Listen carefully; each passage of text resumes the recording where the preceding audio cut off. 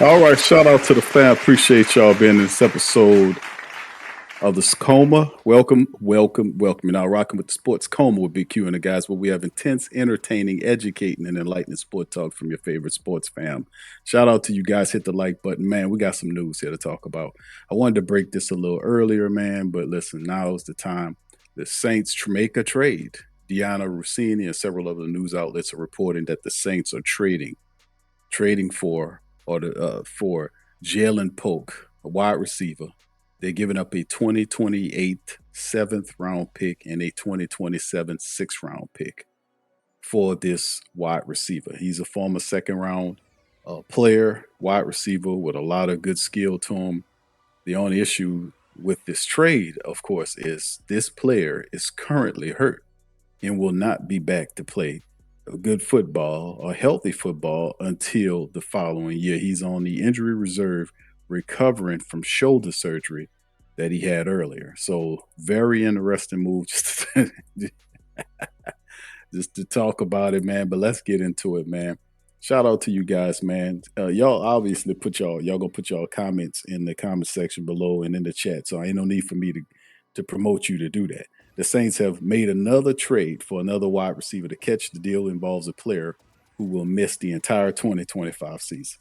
Saints traded a 2027 sixth round pick to New England in exchange for wideout Ja'Lynn Polk, and also gave up a 2028 seven round pick with source of the knowledge of the situation confirmed. Now, Polk is on the hour, like I talked about, but still the Saints made the trade to acquire the receiver who was picked in the second round just last year. Now, he's 6'1", out of Washington University, was selected just 4 picks before the Jets traded up to take Kool-Aid McKinstry in the 2024 draft. Now, Ja'Lynn Polk is incredibly talented, incredibly talented player. It's just he can't help you this year. So the Saints get for a sixth and seventh round pick. They get a second round pick who is injured but will be with you next year. Very interesting moves the Saints are making. So they're using later picks from years down the line to reach at a player that is a second round pick who's just hurt. So it's how you look at this situation.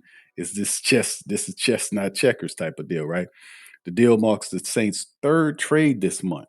Well, last month, the team also acquired wide receiver Devon Valley from the Denver Broncos and tackle Asim Richards from the Cowboys in a separate transaction. Now, Jordan Schultz, who's an insider, was the first to report the Polk trade, while Athletics' Deanna Rossini first reported the compensation. Now, Polk gets a start with a new team after a disappointing rookie season. Saw him only catch 12 passes for 87 yards and 2 touchdowns. And though the Patriots choose to move on with Polk after 1 year, New England changed coaching staffs in the offseason, and Mike Vrabel wasn't too happy with Polk, and they decided to ship him out here. They decided to get rid of him. But for the Saints taking a chance on Polk, a long-term play, even with the injury, New Orleans appears to be content to let the wide receiver rehab, then see if he can replicate some of the success he had in college. During his final season at Washington, he had 69 grabs for over 1,100 yards. He had 9 touchdowns. He breaking at least 100 yards in 7 of his 15 games.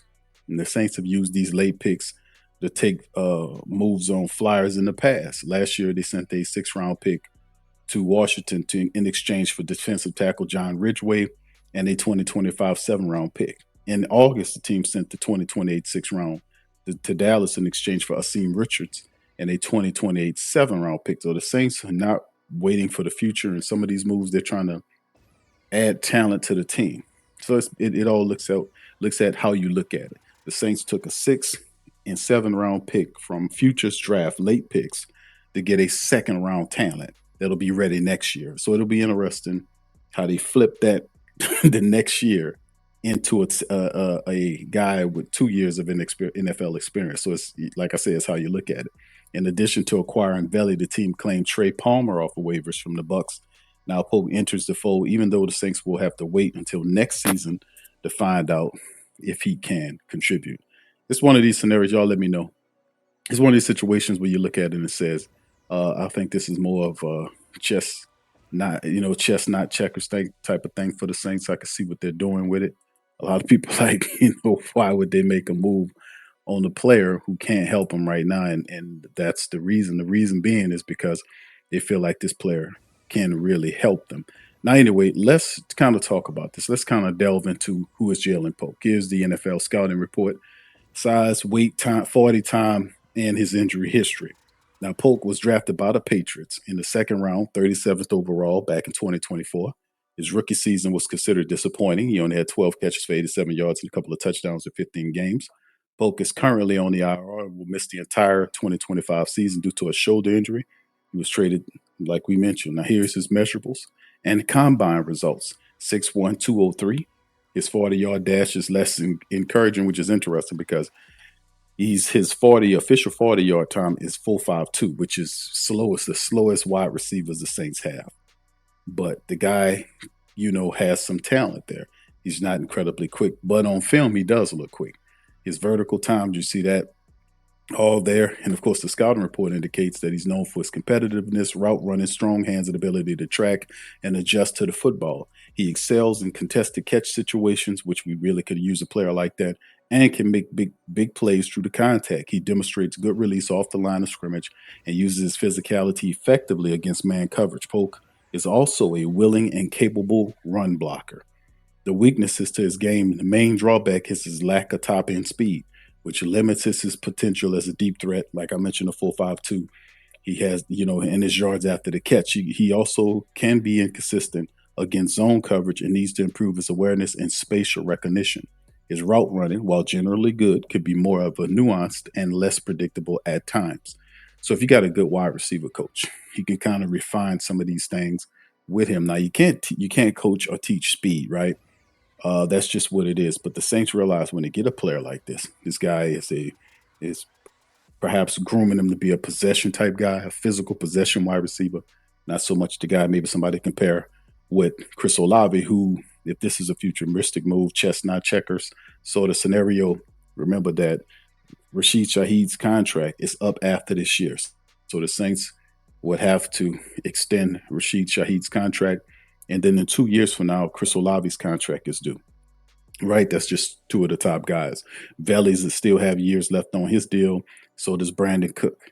So just something to kind of think about. NFL comparison, they call him to Mohamed Sanu, who's a big physical wide receiver who caught a lot of things, make the physical grabs, this sort of thing, but didn't have the speed. His injury report, we talked about that being that he's on the injury list, had surgery, was determined to be the best course of action, which means he will be done for the rest of the year. So that's just a brief breakdown, just to familiarize you guys on who Ja'Lynn Polk is. Now, with that being said, man, y'all fill in the comment section. Like I said, y'all will tell me everything that y'all want me to know about what you think about this guy and whether he can help the Saints, coming the upcoming season. If it's a futuristic move, it's something probably pertaining to maybe the Saints are looking in terms of these contracts. Is Rashid Shaheed a guy we bring back? Is Chris Olave the future of the position? Maybe this could be something setting for that. We'll see what this is, man. But the Saints looking ahead, man, and not this year in terms of the future of the team. But listen, if it works out, this is a second round draft pick wide receiver with talent. If you watch the film, we're showing some of the film. If you watch the tape, man, the guy has talent. The reality is the Saints did take late picks from different years in the future and took him in over 1 year, turned a 6 and a 7 round pick into a second round guy in his second year. I think he'll be healthy and ready to go. We'll just see what kind of player we got on the other side. So anyway, with that being said, man, y'all hit the like button, hit the subscribe button, man. And listen, we're going to holler at you on the next one. Much love. Peace.